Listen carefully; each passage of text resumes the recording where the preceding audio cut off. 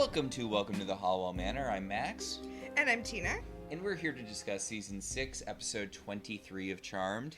It's a bad, bad, bad, bad world. Part 2! Yes. As a reminder, last time on Charmed, Gideon has amped up his scheme, plot, his attempt to murder Wyatt Halliwell by collabing with his evil universe counterpart, something which should have been introduced way earlier instead of just having, well, A, they should have introduced Gideon earlier, and B, they should have introduced the whole, him plotting with They didn't know what the plot was gonna be. Yeah, we just figured out what the plot was. So Gideon is teamed up with his evil universe counterpart. Also, Charmed, the show, got in way over its head by trying to talk about morality, a show that should absolutely not be talking about good and evil. Yeah, we ended up in evil world where everything's exactly the same, but people wear darker colors and swear a little more. Piper runs a sexy bikini bar because you can't have a strip club on television. Right. And this episode, the morality gets worse. Well, I mean, it started at the end of last episode. Okay. Okay, yeah. Because the good Halliwells went to the bad universe and did too much good there, it threw off the balance between the good universe and the evil universe, and now the good universe is extra good, which in the universe of Charmed means it's a fascist dystopia where people are killed for wrongthink. But apparently that's what something being really good is in Charmed. Yeah, Charmed thinks that good just means that there's light all the time because the sun never sets. But also, yeah, you get shot for wrongthink. And it's like, it doesn't seem like a good universe where minor infractions get you murdered and or mutilated. Like, a guy smokes too close to the hospital and gets his hand cut off. Oh, no, it wasn't even that. He had his cell phone out in the hospital. Oh, he had his cell phone out in the hospital. So they cut off his hand. And it's like, why did you think that this is what an extra good universe... This is evil. Just because everyone is smiling doesn't make it not evil. Right?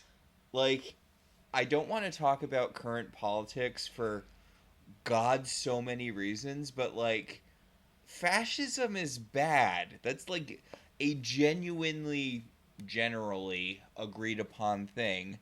Fascism is bad. Why is the too good universe overtly fascist?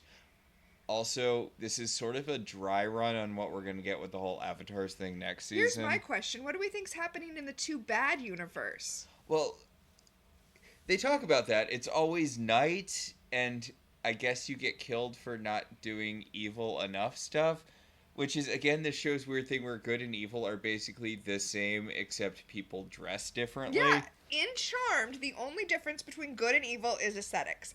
I'm going to keep coming back to that sentence as we go through this episode, because there's going to be a lot of things you're going to point out, and you're going to say, what is happening? How is this good or evil? And I'm going to repeat. In Charmed, the only difference between good and evil is aesthetics. So, Phoebe got shot at the end of the last episode because the universe is so good.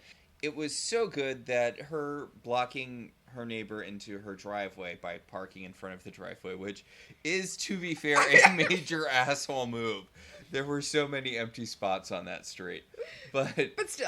But still, it's a crime so heinous that she deserved the death penalty for it. The patrolman shot her immediately. There's literally an episode of Star Trek The Next Generation where they're going to kill Wesley Crusher for walking on the grass, and Picard is like, is the quality of mercy not strained? And yeah, Picard literally gives a speech about this. So Leo bursts into the house. He's carrying the shot Phoebe. Paige is carrying Wyatt. I love how Leo's like, take him into the other room. I don't want him to see this. And Paige is carrying him over her shoulder, so he's looking directly at his shot aunt and his dad, trying and succeeding, but with some difficulty for some reason, to heal her. Dude, you're an elder. This should be like baby cakes for you. Okay, that feels like something that they should have addressed, like why it's hard for him to heal her. Like, there should have been something about how... Initially, I thought it was going to be that he couldn't heal her because he can only heal when something evil has happened, and I thought that was going to be what that was about, but It just never comes up again. It was more difficult to heal here for some reason. Also, I want to point out that Phoebe still has not moved her car. it's going to come up later. Like, the car's still going to be there later on. Yeah. Phoebe, move the car. Okay, so Leo explains the premise that the world is so good that even minor bad acts are punishable by death. And Paige is like, oh, so we're living in Pleasantville, which was not the plot of No, Pleasantville. that's not what happens in Pleasantville, Paige. That's explicitly about, like, suppressing your sexual urges. Yeah. It's not subtle. It is one of the least subtle movies ever made. Honestly, it's pretty good. Yeah, it's pretty good. And you know what else is good? What? The other 2 episode that... Oh, that riffs on Pleasantville? That completely riffed on Pleasantville? Yeah. Also, I feel like there are a lot of actual movies about living in a place where you have to pretend to be happy or you're punished. There's definitely a Twilight Zone episode about that. Yeah. But, you know, they couldn't bring any of this up. You know why? Why? Because they explicitly explain why it's hellish to live there. It's not good. And Paige even says, you know, I'm not too keen on the balance of good and evil because, you know, last episode she found out that literally every good thing they do is mirrored by a bad thing in the other universe, so why is anyone doing anything? Or is it? Is it just the same stuff but people wear more black? Phoebe still does an advice column in the other world. But it's an evil advice column where, I guess if it's the mirror, she gives people good advice. So it's just an advice column where she tells people to dump him. Yeah. Wait, am I evil, Phoebe? And of course Paige is evil because she has bangs. I wish they let Paige dig into, wait, this is bad. Let's go into that. It's a universe where morality is opposite, but also the charmed ones still win all the time. Yeah. Okay, also, oh my god, okay. Also, because they were in the middle of crossing over when all of this happened, that's why they remember the other world, you know, or rather the world the way it's supposed to be. Yeah. So, just to set up that Piper will not remember the world the way it's supposed to be. Also, they're like, oh, does that mean Gideon won't remember? And Leo's like, no, he's an elder, so he'll remember. It's pretty convenient, Leo. It's pretty convenient. I guess technically Elderland is outside of the mortal plane, but it doesn't come up here, and I have a whole thing I could get into about it, but I think I'll just kind of sit on it until the scene with the elder they get, which... Okay, I'm going to just say this. Brian Krause and arguably Drew Fuller, but it's hard to tell with him when he's trying. But Brian Krause is kind of the only one giving a shit this episode. Like, it's fantastic. It's fantastic. Paige is acting like she's acting at gunpoint. Or I guess I should say Rose McGowan is acting like she's acting at gunpoint. She has the most I don't want to be here energy I think I've ever seen on this show. Well, I mean, I feel like Rose McGowan understands how terrible this premise is and just can't give it any serious attention. I'm sorry. I know, this is on me. Don't forget Billy Drago, who is definitely bringing it. He elevates every single scene he's in as Barbas. How could I forget Billy Drago as Barbas in this episode? This man has put his whole ass into every performance he's ever done. He is so fantastic. God, why isn't this show about Barbas? Oh, man. So, Barbas is having a rough time in Good World. He's in the underworld. He's on fire. Fantastic. I love his weird spiritualism thing he has as Barbas. Like, he's constantly talking to, like, the heavens and the fates and the divines and doing prayer hands and offering kisses up heavenward. It's fantastic. I love him so much. Well, he's also, remember, he's dead, right? So he's like...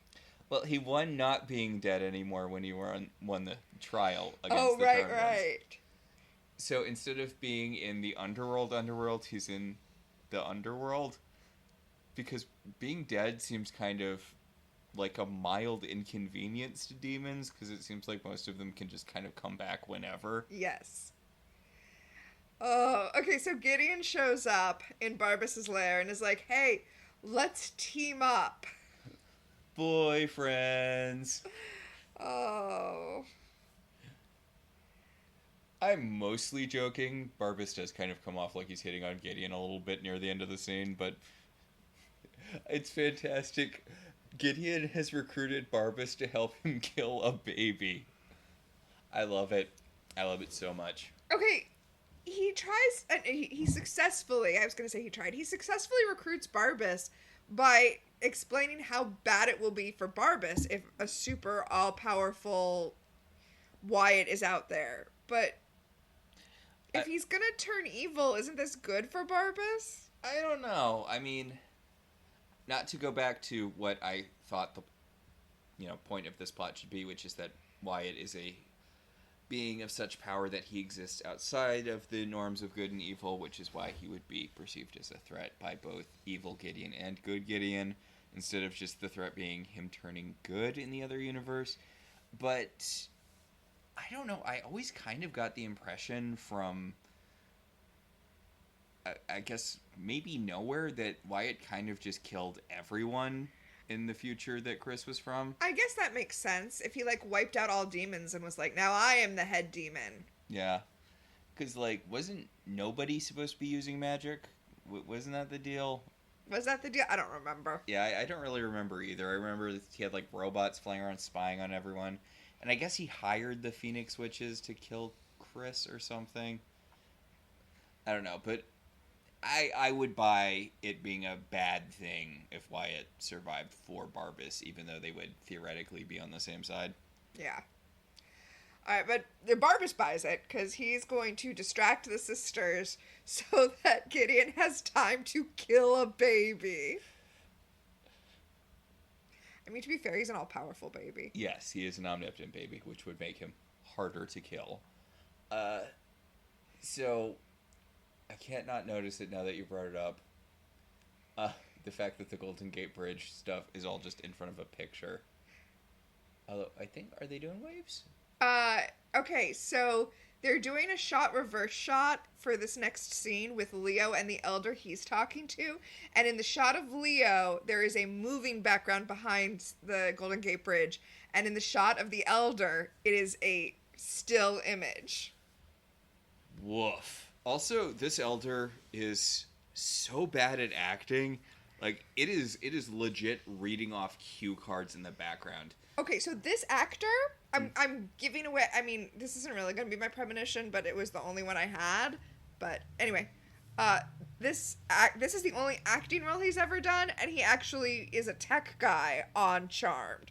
So I think they literally did just pull him out and be like, oh no, we need another elder. Also, and this is not his fault at all, but the elder outfit, we've never really talked about the elders wear, but it's like a white choir robe with a gold smocky thing. Yeah, with like yeah, exactly. But the gold smocky thing is like the exact color of his skin, so it looks like he's wearing like just an open robe. Number one rule of being an elder is that you dress like a slut. In Evil World.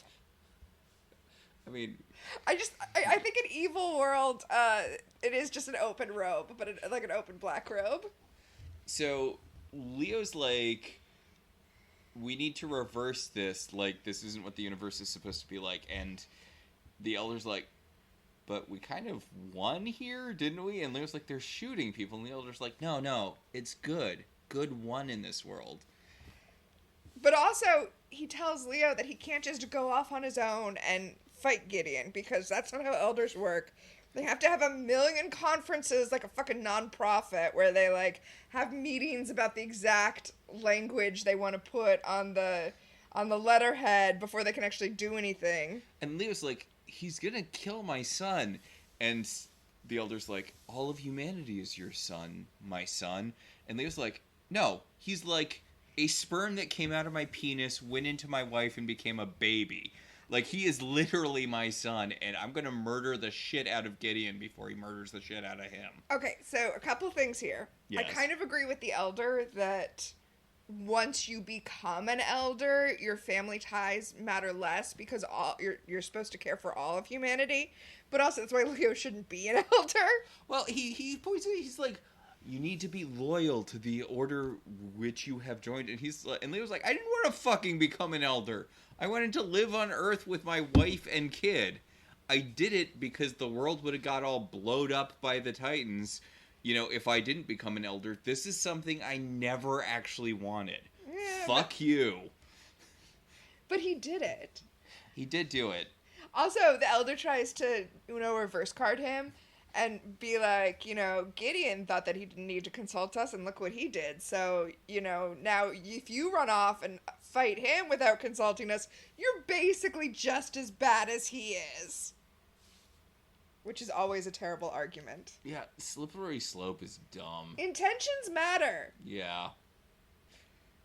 Okay, so... Like, if you want to stop him from killing a baby, you're equally as bad as he is for wanting to kill a baby. Right? Okay, so we go from the Golden Gate Bridge to the hospital where Phoebe and Paige have shown up to check on Piper. And the hospital waiting room is just filled with people who have recently had limbs amputated because that's the punishment for all minor crimes. And they're all smiling and wearing bright colors. And they come up to the front desk to a nurse in an old-timey nurse's uniform, which is weird because the other nurses are wearing scrubs. Well, she's at the front desk. Maybe she's just actually a medical receptionist and not a nurse. And they let her wear whatever she wants, and she chose this. Well, if there's one thing about this world, it's that they definitely let people do what they want, but...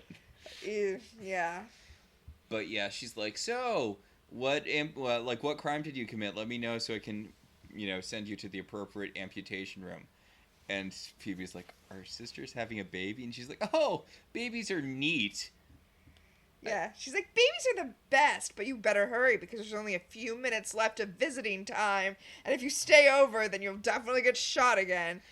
And then Paige looks at Phoebe's watch and realizes that it's 8 o'clock at night, but the sun is still shining, and she's like, whoa, why is it still light outside? It should be night. And the nurse is like, anyone who says it should be night should be shot! And everyone in the waiting room, gets ready to shoot her.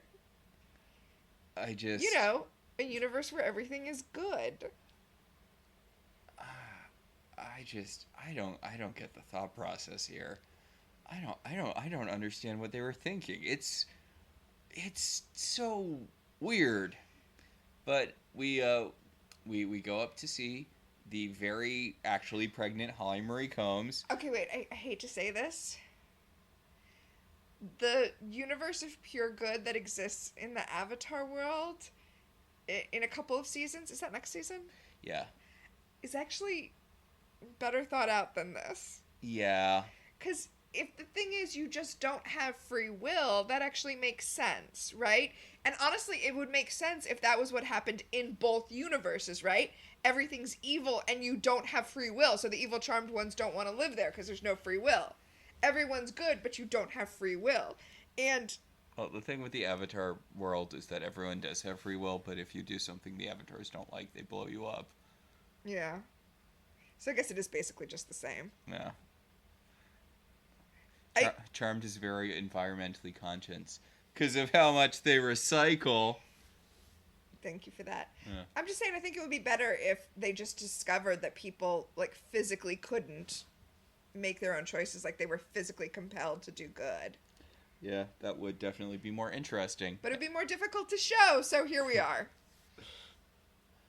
So, Holly Marie Combs is actually very pregnant, so she is going to spend this entire episode in a hospital bed. Which, good for her. I can't imagine actually showing up to be on a show if I was that pregnant, so... Yep. So... it kind of comes off like everyone in this universe is just incredibly sarcastic. Because Orderly brings her, comes to get her food tray, and he's like, "How was your meal?" And she's like, "The processed peas and frozen turkey. It was delicious." And it's like, it seems like you're just being really sarcastic. It does. Also, the orderly who's picking up her tray doesn't have a hand because it was removed because he was using his cell phone, and he and Piper are just joking about it because that's what it is to be good. Yeah, being like, "Well, I gotta hand it to you. That was a big mistake you made talking on your cell phone." He's like, yep. You know, Also, instead of high five, I say bye five because they cut off my hand and therefore I don't have those 5 fingers I used to have.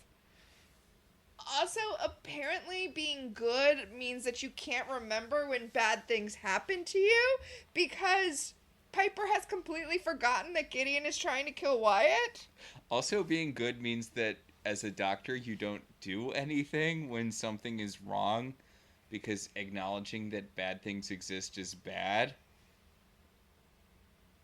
Yeah. Because Piper is having some complications with the birth, which we knew she had some blood pressure issues, so this kind of tracks. Mm-hmm. And this time she doesn't have an invincible god baby healing her from within. Right, right. I'm honestly kind of surprised she decided to get pregnant again after Chris, but we know she had that daughter for the epilogue, so... Oh, right.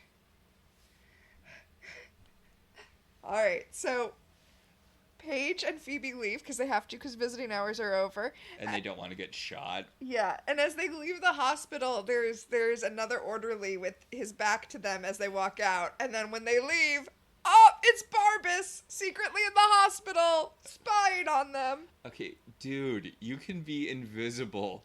This whole thing is so unnecessary. He felt like dressing up. So, him and Gideon both... Well, Gideon decided to be invisible for this scene. They both blorp into the hallway so that they can have a conversation about, Gideon tells Barbas that he has to make Piper... because remember, Barbas is the demon of fear, so he makes people live their worst fears. Except in the evil universe where he's the demon of hope, who makes people live their worst hopes. Anyway. Or best hopes. Oh, right, of course, their best hopes. Which is debilitating somehow. Okay, I don't want to mock that idea too much because we don't actually see it happen. And Well, it pisses Darklighter Leo off. Well, the Cloak and Dagger TV show did a really good job of having hope be like a frightening thing, like a devastating thing to have hope when. Anyway, also I'm just pitching the Cloak and Dagger TV show. Yeah, you should watch it if it's still streaming somewhere, because God knows it might not be anymore. But it was actually cool the way we saw that Dagger used her hope powers to torture people, to make people like feel their hopes and then have their hopes be dashed when they came out of it. And the way Cloak used his fear powers to like protect people because like gift of fear. Yeah. Like the show did a really good job of like swapping it like that. But so I don't want to be too negative on the not actually shown Barbas hope powers here. But what I will be down on is Gideon being like, you have to make Piper want to curse her sisters because she's the only one who can.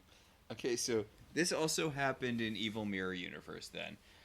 Yes. Barbas, the good demon of hope, used his hope powers to get super evil Piper to curse her sisters into being extra strength evil. Which they then broke out of because of Chris dying. No, that's we know that happened because the universe. Spoiler alert, Chris dies. Yeah. Because the universes are synced back up. That's why there's that echo when they go into Gideon's office. Yeah. The universes are exactly synced up. The only time they ever fell out of sync was when the sisters crossed over into the other universe. So, yeah. So Chris is looking for Gideon, and he's scrying like you always tell them to. Yeah, he's scrying. He knows what the deal is. The problem is he's scrying for an elder who probably has a lot of ways to cloak himself, and also could just go to magic school where he can't be scryed. Yeah, and he's like, Leo, you're an elder. Could you help, or maybe get the other elders to help? And Leo's like, no, we're on our own. The other elders won't do anything. Chris is like, wow, that's fresh and original for them. But then, through some convoluted logic, Leo's like, wait, the potion we made that was supposed to send you home probably still works because Gideon stopped us from using it. So that he probably did that because it works. So let's send you home. And Chris is like, no. Literally, this is the thing I'm here for. Yeah. I came all of this way to save Wyatt, and now that Wyatt's in danger, you want to send me home because you found out I'm your son? This is why I didn't tell you I was your son. So, Chris is like, the one thing I don't get is why does Gideon turn Chris evil? And Leo's like, I don't think he did it on purpose. I think he just spent, days and weeks and months trying to kill him, and it, drove Wyatt insane. So having someone repeatedly try to kill him as a literal baby. And it's like, ooh, Leo, I have bad news for you about the rest of his childhood. Right? Again, they reached the end of their episode order, and Charmed had to be like, I guess that's what made him evil. I mean, I guess I could see it. I guess Wyatt isn't really that much of a focus for demons after this season.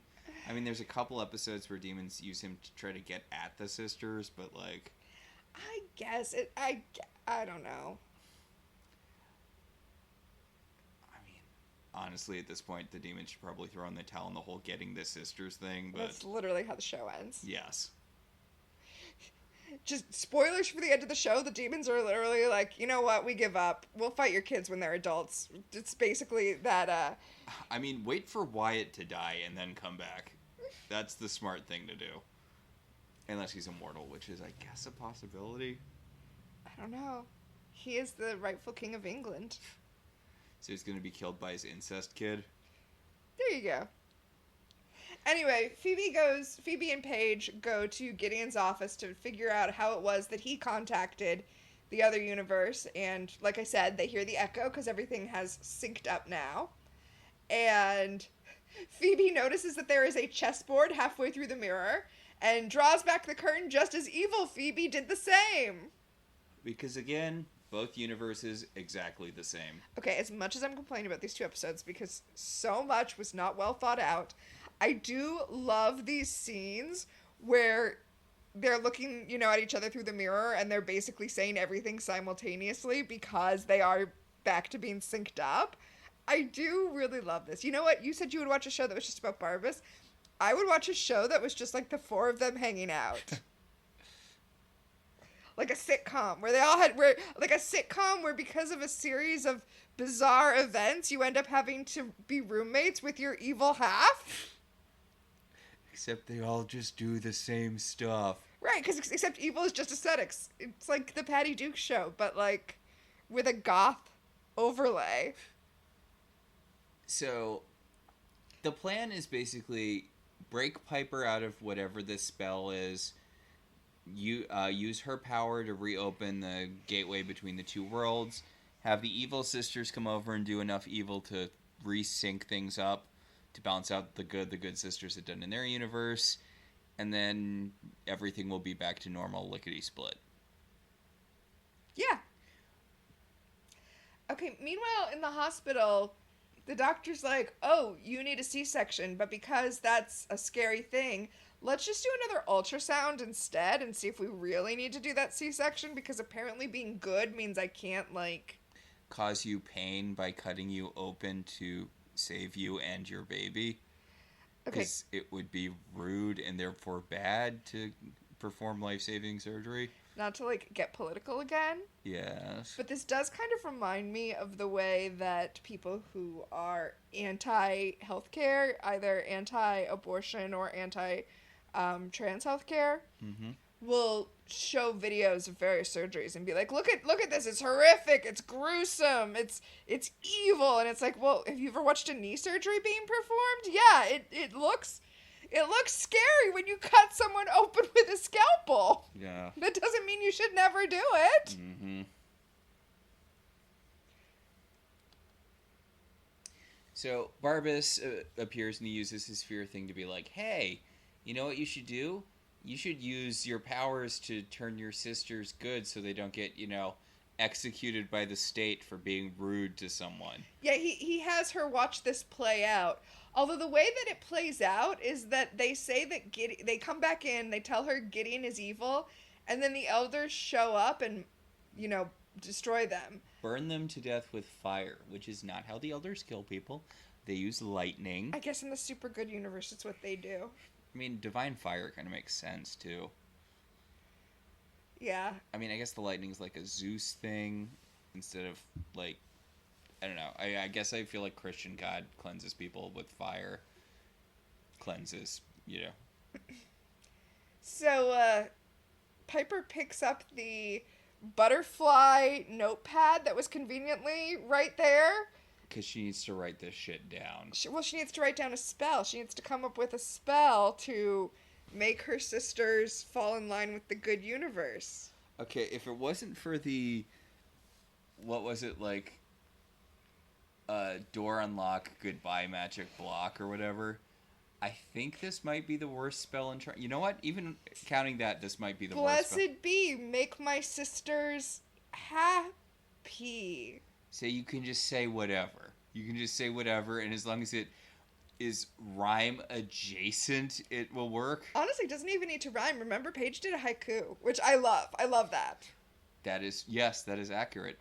In the episode with no block, magic door unlock, or whatever, where Piper kind of proved that she was stronger than the power of 3. Granted, it was a shitty spell Phoebe wrote, but as we see here, that never stopped a spell before. Piper just blew up the magic block. Yep. I guess maybe that makes sense why her terrible spell worked and Phoebe's didn't. Piper's just out and out a stronger witch. We do know that to be the case. Yeah, I mean, she's the head witch, or matriarch, the supreme, using the... Oh, like the Sorcerer Supreme. Okay. Oh, no, I was referencing the season of American Horror Story, Coven. Oh. Where the Supreme is, like, the head of the witch group, and she's, like, super powerful. Okay, so I haven't watched any of American Horror Story, even though I really feel like I should at least watch some of it. I think you would like the witch season. Yeah. My motivation to watch it has gone down. I was going to watch it because my boss at work really liked it, and she thought I would like it. And then I figured we'd have something to talk about, but then she quit and went to another job. So, Nah. I mean, I still will watch it eventually, I guess. And like I said, having not watched it at all, weren't they set up like a convent? Was the head witch not called Mother Superior? The way witches are? No, it's more like a sorority. Oh. Okay. Anyway, up in the attic, Chris and Leo and Piper and Paige are trying to come up with a plan when they get hit by the spell. And then they're like, oh, our plan is just to go welcome our nephew into the world and be happy. Just Phoebe and Paige were hit by the spell, not right. Chris and Leo. So we go back to the manor where someone is skywriting a big ol' smiley face up in the sky. Yeah. 'Cause it's a good world. So, this is probably my favorite line. Yeah. In the episode, where Phoebe is talking about them going to go see Chris being born, and they're, we can't miss the birth of our nephew, and Chris is like, I'm the baby, I give you permission to miss it. It's fantastic. Also, they turn on Chris and are like, Chris isn't a P name, why are you named Chris? And I know this disappointed you. He says that Chris was Leo's dad's name. Wrong. Chris was named after his alternate universe self who died. Or I guess alternate future self who died. Yes, Chris was named after himself. It's a bootstrap paradox. Yes, I 100% believe that is the case. And not that it's Leo's dad's name. They already gave Wyatt a Leo name. They don't need to give Chris a Leo name. Leo has already had one bite at this apple. Although I guess they kind of just dropped Wyatt on him. Like, he didn't get to pick it. Yeah. They just named him after his... Why not name him Victor after your dad?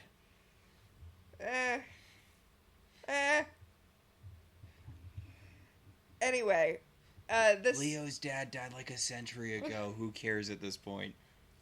Wow, I'm sure Leo still cares. Are you? When was the last time he mentioned his family at all?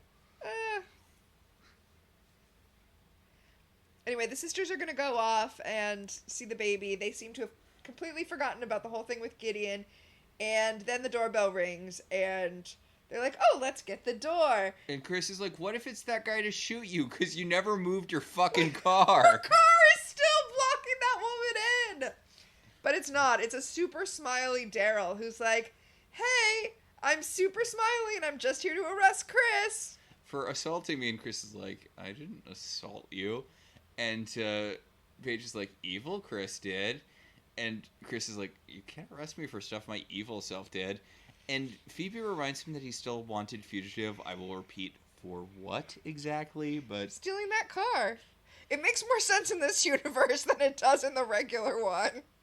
So the sisters tell Daryl to take Chris away and then go to the hospital to see him being born. And Daryl walks over to Chris to arrest him, and Chris is like, oh, right, I have telekinetic powers.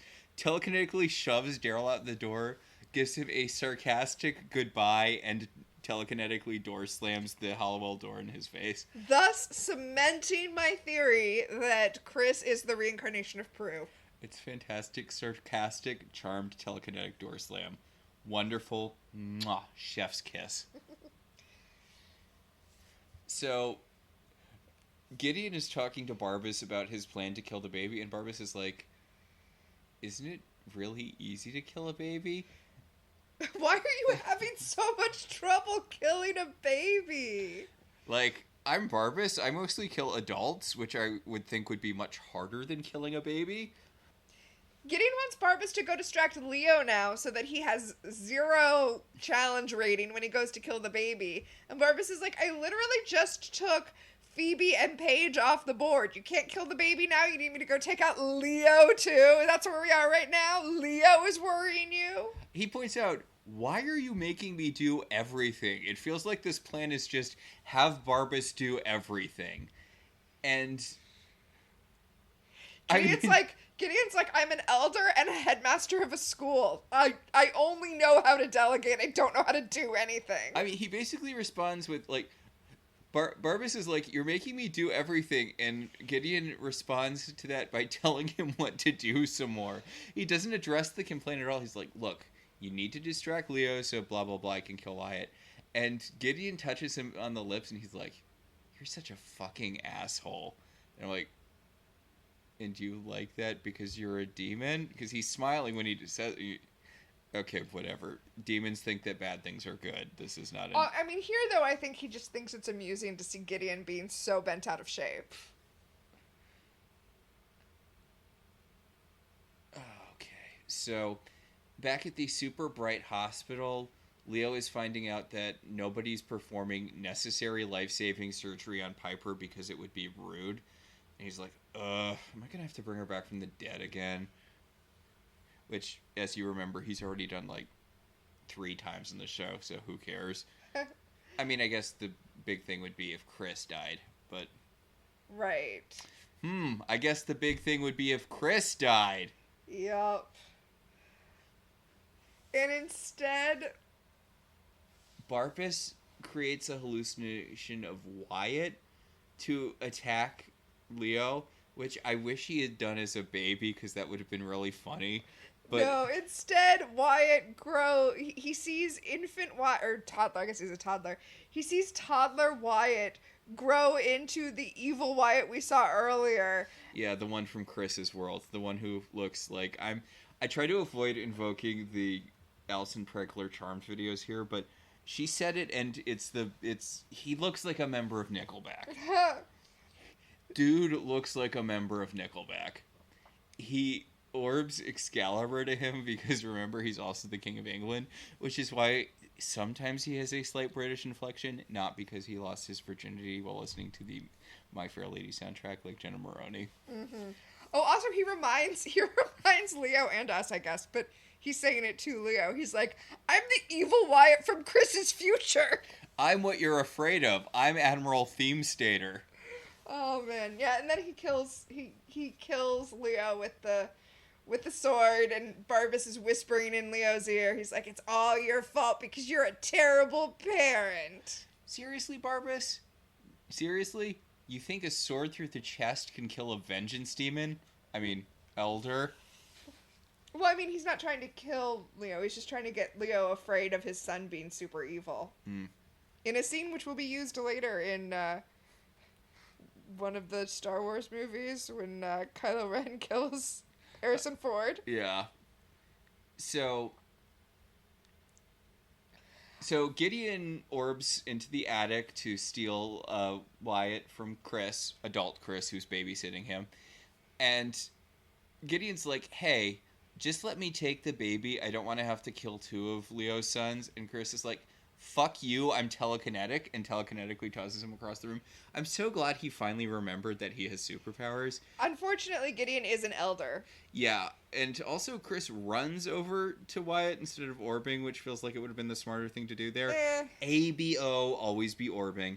But yeah, he runs over to Chris, and Gideon stabs him to death with a special enchanted, stabbing knife. The knife he has enchanted to kill Wyatt, which... Okay, so...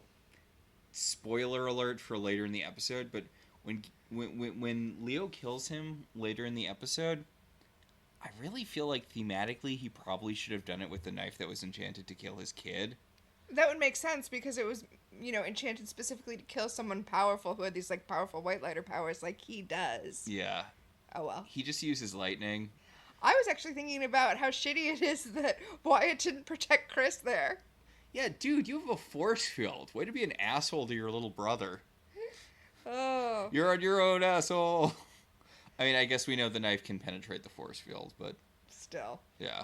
Anyway, Chris calls out for Leo to come save him. He's like, Dad! Yeah, Chris's last words are, Daddy issues.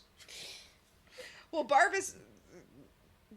Leo's got son issues because Barbas whispers to Leo, in trying to save one son, you've lost both of them. Weird mind sync moment between Gideon and Barbas there. Yeah. Boyfriends. So Gideon orbs Wyatt into Barbas's lair and then kind of just puts the baby on the ground. He gingerly backs away from it. He's like, okay, I'm gonna study this baby and figure out how to kill it. And Barbas is like, Jesus fucking Christ. I guess if you want a baby stabbed, you gotta stab a baby yourself. And he picks up the knife and rushes at Wyatt. Why would you think that would work?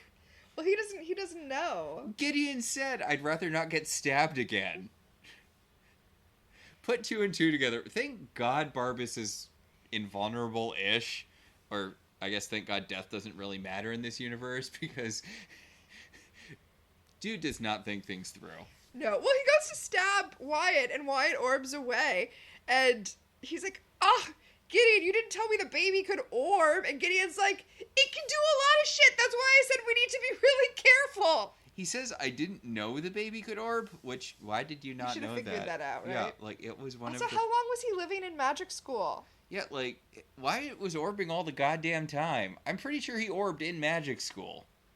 Jesus, Gideon, you are so bad at this. Oh, and now Barbas is like, so I guess since you didn't kill Wyatt, you're gonna let the world stay all good and shit, right? And Gideon is like, yes, I need the world to stay good / whatever this is, to distract the sisters until I kill Wyatt. Yes, I will fix everything once I kill the stupid fucking baby. And he brings up, he has Barbas bless it too, because maybe adding demon magic will change things. Yeah, the special dagger that he has to kill Wyatt, now Barbas is gonna put his evilness on it, so that now it's, powered by both good and evil simultaneously. But well, he mentions that, but then he sends Barbas off to track Wyatt through his fears. Okay, but also, how is that going to make the dagger better? It really feels... Also, how's that going to keep Wyatt from orbing? Well, it doesn't matter, because Barbas just leaves to track the stupid baby anyway, so... Okay, I know I've brought this up in other episodes of this podcast, but I just need to bring it up again. Yeah. As much as they bother me for other reasons, that writing class that Trey Parker and the writing master class that Trey Parker and Matt Stone did, where they said every scene, when you describe the scene, in between the scene you should say, and therefore, so this happened, and therefore this happened, or this happened, but then this complication happened. Every scene should have that. should lead into the next scene. Right, and they said, you can tell bad writing because when you lay out the scenes, it's like this happened, and then this happened, and then this happened. I don't know why I thought about that, but here we are.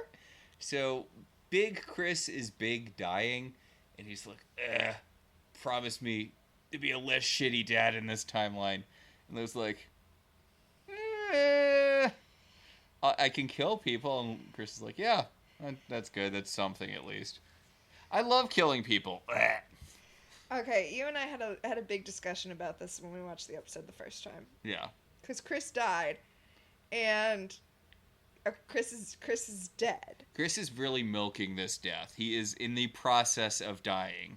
Okay, but also, future Chris is dead now. Oh, and Leo can't heal him because the knife is anti-healing or something? That part makes sense to me. That's fine. Yeah. Okay, but if Leo fixes everything and saves Wyatt from turning evil, then Chris, who's being born at this moment, won't need to travel back in time, and therefore will be alive, and it will be as though this Chris had never died, because this Chris will have never existed? Yeah, because Charmed explicitly does not work off of multiverse theory. Right. Which is a weird thing in an episode where we're dealing with an alternate dimension. It's just the two. This one and the cowboy one. Exactly. It is! Because the evil universe is just, they're doing the exact same thing we are, but in cowboy hats, except goth clothes. Yes. But since this isn't a branching multiverse thing, then the Chris we have been dealing with this season, future Chris, should just cease to exist. I mean, honestly... No, but see, this is why, this actually does work, okay? Because the thing I've been arguing, which is that Chris has been making these changes, and that's why his goal keeps changing. Mm-hmm. Because he has been making changes, so the reason he came back in time keeps changing with him. And it, as opposed to him remembering it and, an infinite number of Chris's coming back in time. Yes. Every time he changes things, but something else goes wrong. So... that's why when we see this Chris again, when we see future Chris again, he'll remember coming back in time and then not going back in time because the universe was saved. Okay, even though this Chris shouldn't be the Chris we see later, because this Chris, even at this point, was from a dystopian timeline. So when we see future Chris later, that should be a completely separate dude. Because he's the one who did the time traveling. He has, a kind of inoculation against this. So he remembers both the previous timeline and the currently true timeline. Okay, so do his memories just sync up when he hits a certain age? Like, he has two sets of memories? Because later when we see Chris come back from the future, he comes back from a future in which Wyatt did not become... big evil ruler of the world, but he still remembers coming back in time to stop that from happening. Yeah, he has two sets of memories. And so he'll also remember dying. Jesus Christ. He'll have the memory of dying. Even though we're assuming that he doesn't in the new timeline, because we see older versions of Chris, because Drew Fuller kept aging. Yeah. So, he'll have two completely different sets of memory up until the age of, how old is he? 22. Yeah. Yeah. And then he'll have the memory of dying when he was 22, but also, going to Bennigan's with not evil Wyatt on his 22nd birthday, which I assume is what they did. I wonder if he does more or less studying in school because of this. Oh, probably he has to do more because, all schooling will be completely different in a universe run by evil Wyatt.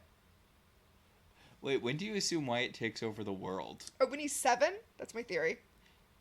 Really, why 7? Because we know Piper gets killed by demons when Chris is 14. So I kind of assumed it happened around then. Because in both religion, by which I mean Catholicism, and law, by which I mean like the general common law of England. 7 is the age at which you become morally and legally responsible for your actions to some extent. So Leo orbs to the hospital. Oh, I thought you were gonna address that, but you're like, no, we're just moving on. Yeah. To be like, hey, so we need to find Gideon and murder the shit out of him, and Paige and Phoebe are like smiley robot ladies. The Stepford Wives was also something you could have invoked, and there was even a recentish movie, around this time. Mm-hmm. It's not good, but it is fun in a kind of campy early 2000s way. Like, it's weird that they didn't decide whether the wives were robots or just like under hypnosis or something because of the way they changed the ending. So when they were just robots in the original. Spoiler for the Stepford Wives. Well, they're cyborgs in the new one. So they're human women who have had cybernetic changes made to them, as opposed to in the original book and movie where they are just robot wives and then they just murder the other wife. Yeah. But they had to. Stepford Wives couldn't exist in the time that they did the remake because no fault divorce. Stepford Wives doesn't exist in a world where no fault divorce exists. So, just tell that to the Nicole Kidman movie. Remember when she was in that run of just really shitty movies for a while there, and it seemed like she was kind of the touch of death for movies? Yeah, which is a shame because she's like awesome. Well, she was in Dogville. That was good. Was it? I didn't watch it. I mean, it's depressing as all get out. Yeah. It feels like a good movie. I don't feel like I need to watch that. Yeah. It's got a minimalist set, very dark. Oh, I'm familiar with it. I just don't feel like I need to watch it. Yeah. So they tell... So Leo tells Paige and Phoebe that Chris is dying, so one of them needs to go be with Chris while he is here with Piper, who is also dying because apparently it's not good to perform surgery. Well, they are prepping her for surgery, but they're going to be really bad at it because good people are bad at surgery. Good people are bad at surgery. That's my takeaway from this episode. You know what? I guess I could kind of see that because I feel like to be a surgeon, you sort of have to have a certain mindset that might not gel with good. Like a kind of distance from, like you can't empathize too much with the person on the table in front of you. You have to see them as just like a collection of parts, because if you think of them as a person, you get too caught up in like the reality of what you're doing. Yeah. I can see that. But also because this show is just not very well written. So, yes, they need to get the universe back to normal so competent surgeons can competently fix Piper. And the thought of Chris dying snaps them out of the whole spell Piper put them under. So the sisters realize that fascism is bad again, and they go to save both Chris's. Yeah, so Paige orbs over to the manor, and there is a full SWAT team there. And Inspector Sheridan, but she's smiling. Remember Inspector Sheridan? She's a real big deal or whatever.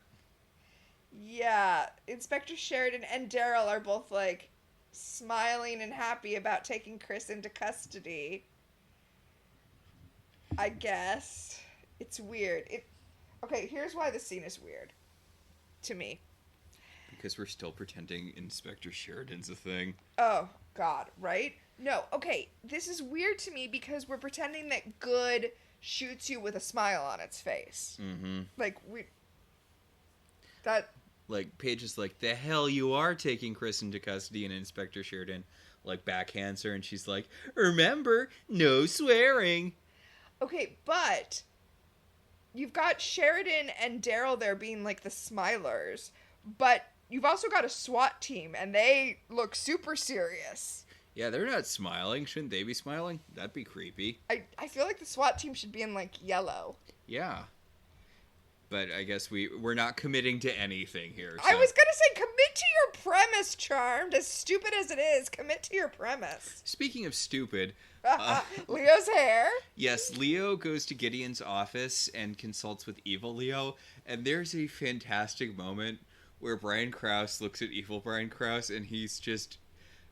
looking at the hair, which I'm aware that the way they did this, he couldn't possibly have been, like, actually reacting to how stupid he looks, but it really feels like he is. So, points to you, Brian Krause, for actually putting your ass into this performance.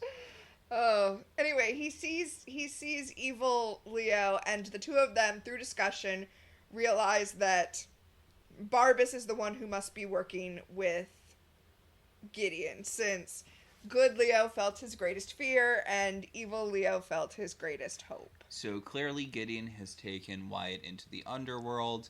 They need to go into the underworld to try to find him, even though their elder tracking is wonky down there.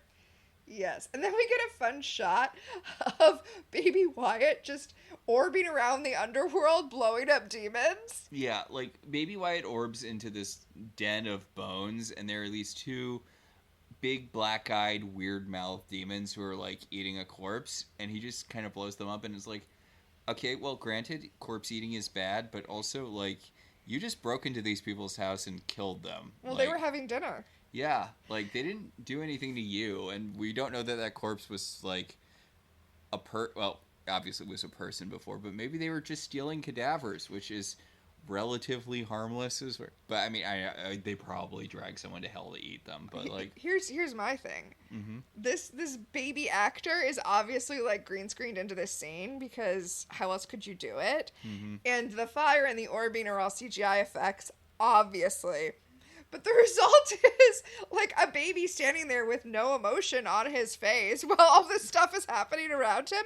And I'm like, am I to believe that another week of this makes Wyatt evil, whereas this is just fine? Which is which is what we get at the end. Oh, it's okay. We got him soon enough that he didn't turn evil. But another week of this, and he would have turned evil. He's fine. I mean, this isn't affecting him at all. Although now that I've said that out loud, maybe that is what makes him evil. This is not affecting him at all. I mean, as a baby, he's murdered multiple people.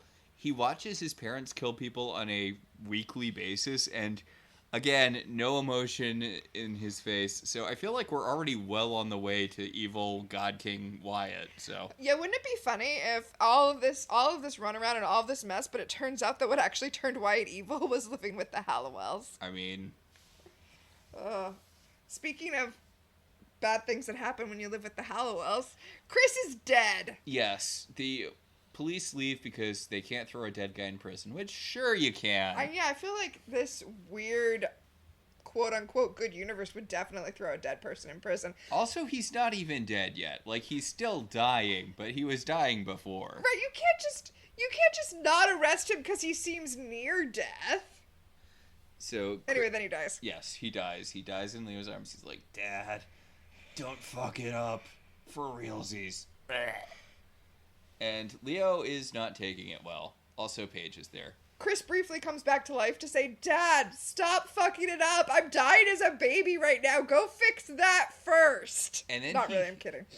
But he should. He fades out of existence, which I guess kind of makes sense. No, it makes no sense. Okay. See, you know what I would assume? I would assume baby Chris was born, and then this Chris would fade out of existence because his timeline is definitely eliminated. That's how it should have happened. But no, it just happens now. Then Leo throws a big goddamn temper tantrum, which It's just them using up their CGI budget. Yeah, which is a shame because they could have used some of that to animate San Francisco behind the Golden Gate Bridge, but I like how he went up to the attic to throw lightning bolts and telekinetically throw shit, and Paige is just kind of standing there, and then she's like, okay, I've let you blow up enough shit. Are you done? Are you done having a temper tantrum? And well, I mean, that's the right response. Yeah. And Leo's like, I guess. And Paige is like, okay, look, what were you saying before Chris died? And Leo's like, right, Barbas, the underworld. Yeah, that's how he distracted me. And Paige is like, you think Gideon would team up with a demon? And Leo's like, he's trying to kill a baby. Yeah, I think he'd team up with a demon. I mean, my thought was, you really should have told this to Paige before you started breaking things, so she could have been coming up with a plan while you were having your tantrum. But, anyway. Yeah. Paige is like, oh wait, this is how we find Gideon, because even though we can't track elders, we can track their communications with demons. And you know what? Okay, fine, whatever. Sure, why not? Then we see Leo calling Wyatt. But, well, we hear it, but it's actually Gideon imitating Leo's voice to draw Wyatt out. Because even though he's a magical baby, this kind of shit tricks him. Yeah. So, Gideon has formed a crystal cage around the baby, and that baby is not happy to be in that crystal cage. Nope. That baby is straight up not having a good time. Barbas shows up and it's like, good, can we kill a baby now? Gideon's like, stop being so impatient. He has blessed this dagger. Now it's Barbas' turn. So that, like, between them, both good and evil, it will work or whatever. Barbas stabs Gideon, and I really feel like this should have been the killy thing, because it's not actually Barbas, it's Leo. Ah, Barbas was Leo the whole time, I guess. I mean, not the whole time, just for this moment. But I do like the symmetry of Gideon lured Wyatt by pretending to be Leo, but Leo was pretending to be Barbas to lure Gideon. I do like the symmetry of that. But you're right, stabbing him with that sword should have been what killed him. Yeah, but nope. Leo tosses him around a bit, and Gideon's like, no, Leo, you don't understand. It was for the greater good. And Leo's like, I'm gonna fucking kill you! Meanwhile, the real Barbas, like, orbs in and is watching it, and he's like, oh, fuck, no. I'm out of here. And then he just orbs back out. It's great. Barbas is amazing. Yeah. Like, and then Leo drops the truth bomb on Gideon that the thing that turns Wyatt evil is all of his, like, scheming and running around. So, Leo summons the magic mirror, where evil Leo has been beating the shit out of evil Gideon. Evil Gideon. And evil Leo's like, I can't help, right? Like, an act of great evil has to happen on your world to even things out. And killing an elder, even one that's been trying to murder your son, is an act of great evil. So you have to murder the shit out of that dude by yourself. And Gideon's like, wait, what? And Leo's like, lightning! I really feel like the knife should have been the thing, but Okay, so this is the act of great evil that's going to cause everything to go back to normal. But one elder killing another elder. Woo! But there's not an imbalance, because it's happening in the other universe too. And in the other universe, isn't it an act of great good? Well, evil Leo's not actually doing anything. The two Gideons are life-linked or whatever. So Leo blowing up, which really shouldn't be the case, right? Like, Leo blowing up good Gideon shouldn't affect evil Gideon, except I guess the two universes are connected to such a degree that happens. Like, it's too clunky and we don't have time to do this whole thing. But really what should have to happen is good, quote-unquote, Leo should have to kill his Gideon and then go into the mirror, and he should have to kill the other Gideon too. Mm. But that's just a mess. Yeah, it's time-consuming and, Or I would argue the thing that should need to happen is that good Gideon needs to die, and then evil Gideon cannot die. Who gives a shit? Yeah, that works. But then the universes are out of sync. I don't know. The whole this. Let's go back to the hospital where Piper's giving birth, but she's also hemorrhaging and she needs blood. But apparently it's bad to get. Oh, are they just Jehovah's Witnesses? Oof. Is that why in the super good universe she can't have a blood transfusion? Jesus, yeah. The doctor comes in, he's all smiley and covered in blood, and he's like, well, your sister's gonna die. Whoopsie doodles. But that's good, because she's going to a better place. Into death. She's hemorrhaging, and we don't believe in medicine, so... And... You know what this is like? What? You know the Jim Carrey movie Liar Liar? I do know the Jim Carrey movie Liar Liar. It's like, all you've lost is the ability to lie. It doesn't mean that you have to, like, throw yourself around the room and shout nonsense. Like, all you've lost is the ability to be bad. That doesn't mean that you can't practice medicine, except apparently it does. Yeah, so Phoebe's like, hey, why don't you go into the, doctor place and do your fucking job? And the doctor calls the security guards over to shoot them. But then Leo killing Gideon kicks in. Suddenly it's nighttime, and then the doctor's like, oh, wait a second. Surgery's an option. I just remembered I do know how to, deliver a baby. Hang on, I'll be right back. So, back in the underworld, I really thought Gideon was dead before this, but Gideon is also taking his sweet-ass time dying here. Like, he's like... Well, we have to go back for him to have, like, a final word or whatever. You have no idea what you've done. Ah. And it's like, well, he killed you. He killed you with lightning because you were trying to murder his kid. Like, I think he has a pretty solid idea of what he's done. And I actually genuinely like this moment between Leo and Evil Leo, where Evil Leo's like, hey buddy, take care of your family. And Good Leo's like, yeah, you too, pal. And then they blow up the mirrors. So the good universe is when you take care of your family while wearing pastels, and an evil universe is when you take care of your family while wearing black and having terrible, terrible hair. Well, remember, the underworld's exactly the same, except it's all covered in flowers and shit, so yeah. Also, I do like how Evil Leo is just kind of standing there, and evil Gideon's corpse is just kind of slumped over when good Gideon died. Well, yeah, because like you said, they're like tied together or something. Yeah. Anyway, back at the hospital, Leo shows up with Wyatt, so Wyatt has been rescued. He clarifies to the sisters that Gideon didn't have him long enough to psychologically scar him forever. I mean, that's for us, right? Yeah. That hand-waving is for us. It's okay. He's with Ross's mother, morally speaking. Also, the doctor comes out and is like, hey, it turns out that when you perform surgery, you can save people, so yeah, your wife and your baby are okay. He just says your wife's okay, and Leo's like, and the baby? And the doctor's like, why don't you see for yourself? And then he opens the door, and I'm like, just tell him this fucking baby's okay. Right? I don't believe a doctor would ever talk. Oh, wait, no, I take that back. Doctors wouldn't talk like that. Yeah.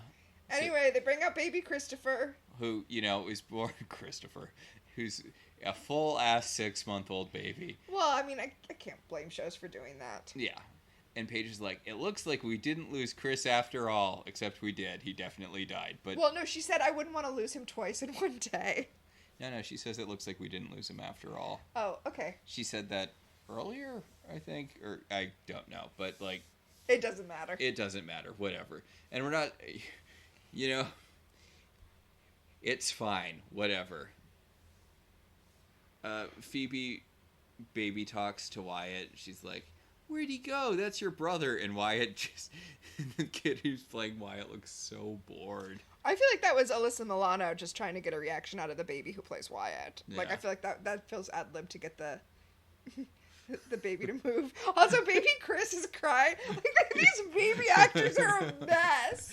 Yeah, like they give baby Chris to Piper, and the baby starts crying immediately. And then you couldn't get a better shot. They clearly swapped that baby out for its twin, because then the next time the baby's just smiling and happy. I mean, smiling's a bit of a strong word. The baby's not actively crying.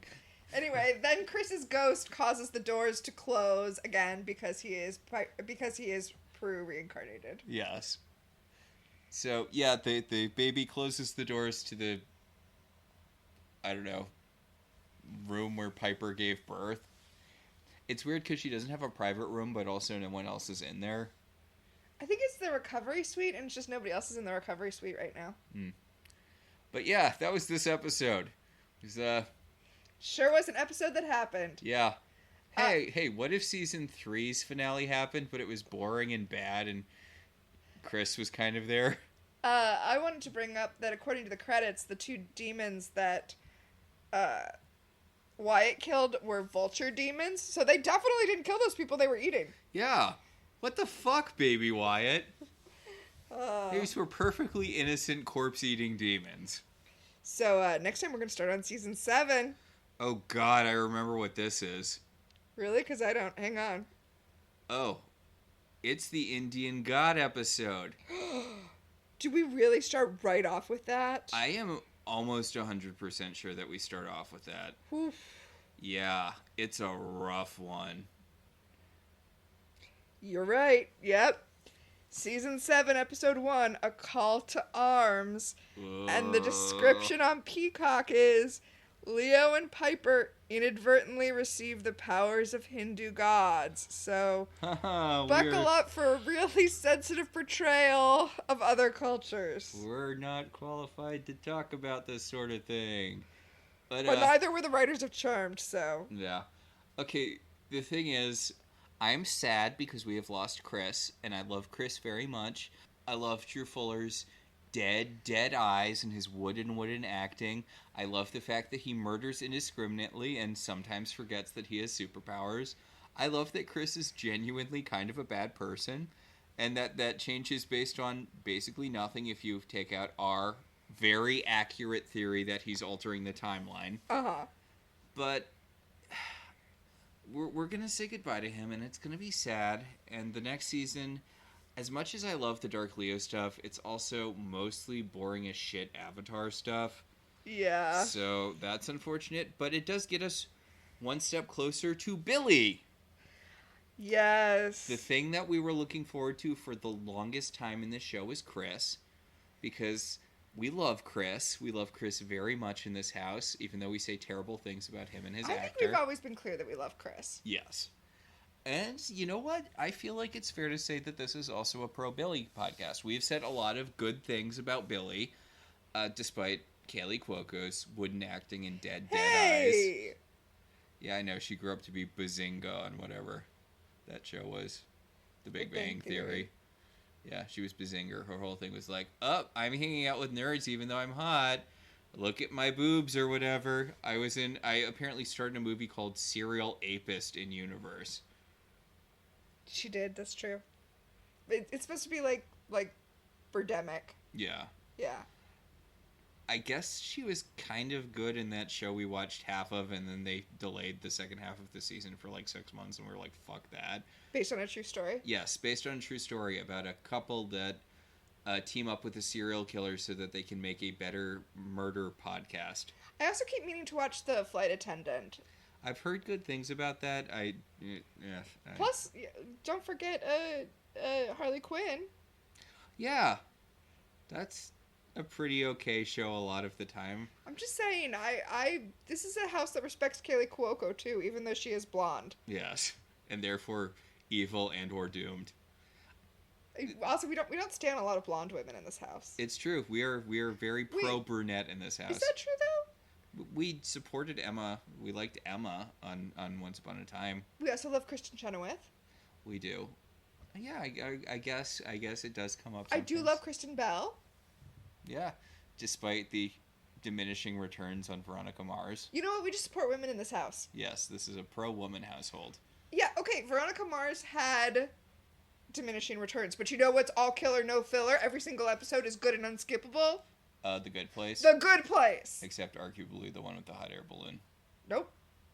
Really? That felt like the most wheel-draggy or wheel-spinning episode to me. Nope, you need that episode. Okay. Anyway, that'll do it for this episode of Charmed. Unfortunately, we've got a whole bunch of boring Avatar stuff coming up soon, but you know what? It gets us closer to Billy. Yes. Also, Evil Leo is fun for the first bit. Leo following the dark path. Oh, and we get the elder that's played by Q. We get That's true. And we're actually are we gonna talk about this twice? The PMS werewolves thing? Because it's the season with PMS werewolves. God. Yeah. No, I meant, are we going to talk about the episodes with John Delancey twice? No. I feel like it's going to be we covered them for our future podcast where we talk about every appearance of John Delancey and therefore Q because he only pays. No. It's okay. Our next podcast after Welcome to the Sunset Strip is going to be Welcome to the Q Continuum, where we do all the Q episodes of Star Trek. Sorry, I only had to interrupt you because there are Qs who are not John Delancey, and we're covering those episodes too. But then we'll also cover some episodes of other TV shows where it feels like John Delancey is playing Q, even though he's not specifically doing that, like when he was on Days of Our Lives. Yeah, as an omnipotent being with powers beyond our ken. Or I guess we're going to have to talk about the My Little Pony where he was an omnipotent being with powers beyond our ken. Yeah. We are. It's in his contract, huh? He has to be an immortal god being in everything. Yep. He does not want to be caught in a that one episode of Buffy where people got turned into their Halloween costume situation. Why not? No. He is prepared for that Oh, situation. Okay. He is like, if I'm going to be turned into one of my roles, I want to make sure I'm omnipotent, even in the cartoon horse show. Should we do our segments? I feel like we don't have a lot of segments. Yeah, okay. The first power in our pack is Premonition, who in this episode is, was, or will become famous. No one. It's the same cast as last week. Except, as you mentioned, the one elder who is played by a lighting director or something. He's credited as, like, technical assistant, so like, I don't even know what that is. Yeah. The second power in our pack is Time Freeze. What specifically dates this episode?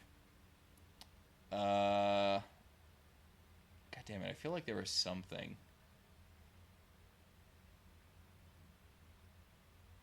I don't really have anything for this episode being specifically dated. I feel like there was something, but I don't remember what it is now, so... Meh. And the third power in our pack is Telekinesis. What, if anything, genuinely moved you? It's weird because there were genuine scenes in it, and I feel like I probably should have been sadder at the death of our Chris, considering how much we love Chris. He's not really dead, though. I mean, he is. But not really. Also, God bless Brian Krause, but he's kind of not the guy you want to put at the crux of emotional scenes when Halliwell comes in there to carry him. I know, right? Like, the scene where he rescues Wyatt and it's so emotional, like... It's fine. Like, that's technically my answer for this segment. But if it had been Holly Marie Combs reuniting with Wyatt, who had been kidnapped, I probably would have cried. Definitely did not cry. But, I mean, I get it. She's very pregnant at this point. Give that lady a break. Yeah. Also, I guess I'd give it to the scene where Leo and Evil Leo are like, hey, bro, look after your family. Like, I like that. It was a nice moment. There were a lot of nice moments, but nothing like moved me. I have a ton of astral projection for all of the cheery dialogue. It's all so awful. Astral projection is our power, one of our secret powers. What made you cringe so hard you wanted to physically leave your body? And all of the bright, happy acting was god awful. See, I didn't think about attaching astral projection to that because it's intentionally cringy. Oh, I don't know, like. Especially Daryl, like, you've been happy before in real life, right? Well, but they're not happy. Like you said, they're like Stepford happy because that's what good is. Ugh. You know what we would be using as our intro if we were still doing intros from, like, other TV shows? What? The thing with on 30 Rock where Jenna Maroney asks Tracy, what do good people wear? And he's like, roller skates and socks on your hands. All right, I think that'll about do it for this week. I think you're right. Our show is partially listener supported. If you want to be one of the supporters, you should head over to our website, www.welcometotelevision.net, and click on our Patreon link. We'd like to thank our current $5 and above patrons, Beryl, Patricia, Rosa, Ryan, Maricruz, Benjamin, Kate, Jen, Dan, Anthony, Daniel, and Hippolyta. If you'd like to support the show in other ways, you could always rate and review us on Apple Podcasts. It helps other people find the show. If you want to talk about this episode, or any episode of any television show, you can find us on Blue Sky at Welcome to TV, or you can email us at ilovetelevisionzines@gmail.com. So until next time, I'm Max. And I'm Tina. And this has been Welcome to the Halliwell Manor.